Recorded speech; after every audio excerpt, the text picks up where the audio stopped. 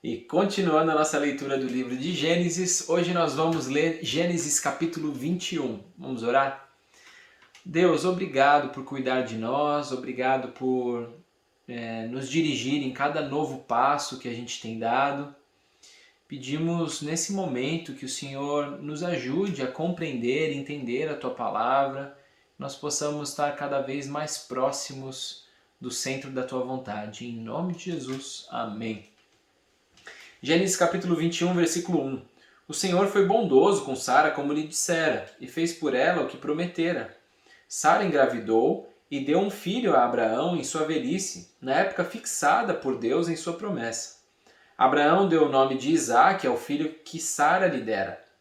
Quando seu filho Isaque tinha 8 dias de vida, Abraão o circuncidou conforme Deus lhe havia ordenado. Então a circuncisão ela foi apresentada por Deus em Gênesis capítulo 17. Se você ainda não assistiu, a gente tem aí no canal, dá uma olhada lá. E nesse capítulo Deus muda o nome de Abraão para Abraão, agora ele seria o pai de multidões. E também Deus estabelece uma aliança de Abraão e a sua descendência com o próprio Deus, que seria essa marca externa no corpo, chamada circuncisão. Todo macho, todo homem, aos 8 dias de vida deveria passar por essa marca. Versículo 5. Estava ele com 100 anos de idade quando lhe nasceu Isaque, seu filho. E Sara disse, Deus me encheu de riso, e todos os que souberem disso rirão comigo. E acrescentou, quem diria a Abraão que Sara amamentaria filhos? Contudo, eu lhe dei um filho em sua velhice. O menino cresceu e foi desmamado. No dia em que Isaque foi desmamado, Abraão deu uma grande festa. Sara, porém, viu que o filho que Agar, a egípcia, dera a Abraão, estava rindo de Isaque, ou brincando com Isaque, de alguma forma interagindo com Isaque. E disse a Abraão, livre-se daquela escrava e do seu filho, porque ele jamais será herdeiro com o meu filho Isaque. Isso perturbou demais Abraão, pois envolvia um filho seu. Mas Deus lhe disse, não se perturbe por causa do menino e da escrava, atenda tudo que Sara lhe pedir, porque será por meio de Isaque que a sua descendência há de ser considerada. Então se a gente der uma olhada lá nos tabletes de Nuse, ver como é que eram os costumes daquela época, é claro que o filho da esposa ele estava numa posição superior ao filho da escrava, mas também dizia lá que o filho da escrava e a escrava ficariam dentro da casa. E aqui o que Sara está pedindo é que a escrava e o filho vão embora. E Deus está dizendo para Abraão, olha, fica tranquilo, pode fazer o que Sara tá pedindo. E era uma forma de Deus mostrar que realmente não era uma mescla entre Isaque e Ismael que a promessa iria acontecer. Era exclusivamente através de Isaque. Tá, mas e Ismael, o que ia acontecer com ele? No versículo 13 a gente vê. Mas também do filho da escrava farei um povo, pois ele é seu descendente. Então Deus ia cuidar também dele. Mas a promessa iria ser através de Isaque. Versículo 14. Na manhã seguinte, Abraão pegou alguns pães e uma vasilha de couro cheia d'água, entregou-os a Agar e, tendo-os colocado nos ombros dela, despediu-a com o menino. Ela se pôs a caminho e ficou vagando pelo deserto de Berseba. Quando acabou a água da vasilha, ela deixou o menino debaixo de um arbusto e foi sentar-se perto dali, à distância de um tiro de flecha, porque pensou, eu não posso ver o menino morrer.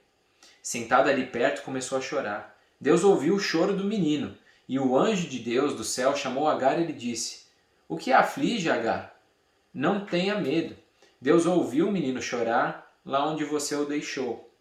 Há quem pense aqui que Ismael teria orado a Deus. É bem possível, Abraão pode ter ensinado seu filho a orar também.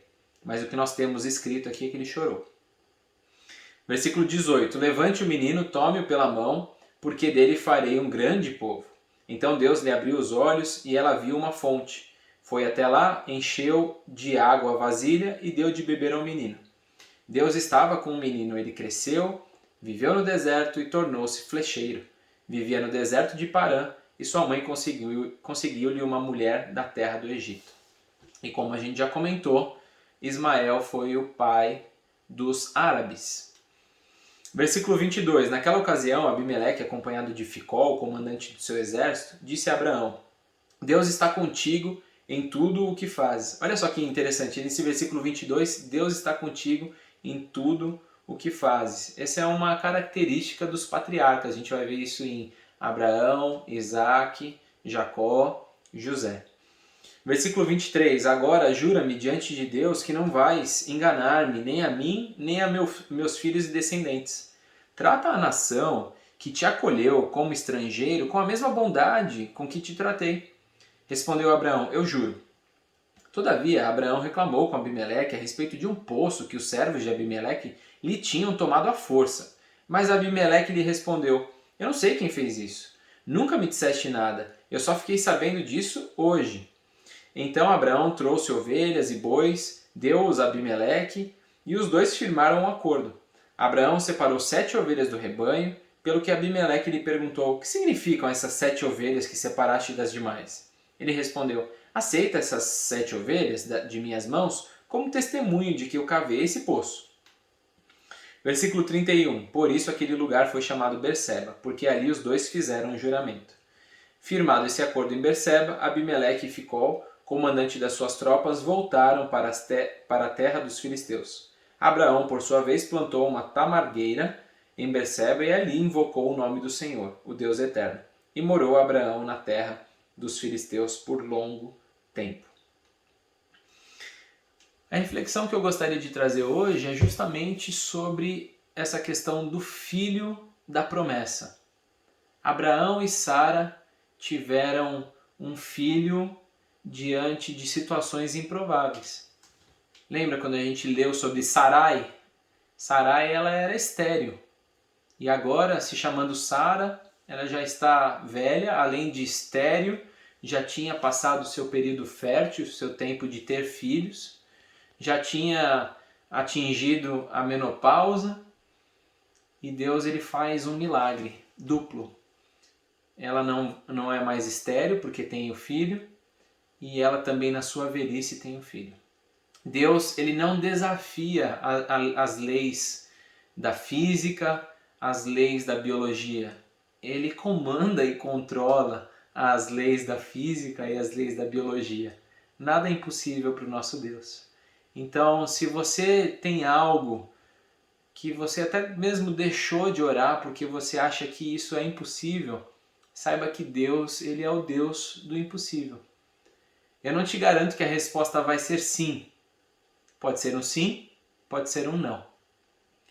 Mas se a situação é impossível, saiba que Deus ele pode. Ele não só governa, mas como ele controla todas as coisas. Deus é o Deus dos impossíveis. Vamos orar?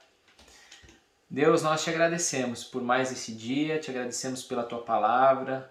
Obrigado porque podemos ver que o Senhor é um Deus de promessas. O Senhor promete, o Senhor cumpre e o Senhor controla todas as coisas. Nada é impossível para ti. Uma situação totalmente improvável de uma mulher que não poderia ter filhos e de duas maneiras, uma porque ela era estéril, outra porque ela já tinha passado da idade e o Senhor realizou esse milagre. Sabemos que o Senhor ainda hoje realiza milagres, nos ajuda a ter fé para crer nesses milagres e para orarmos por eles, em nome de Jesus. Amém. Que Deus te abençoe e te vejo amanhã em Gênesis capítulo 22.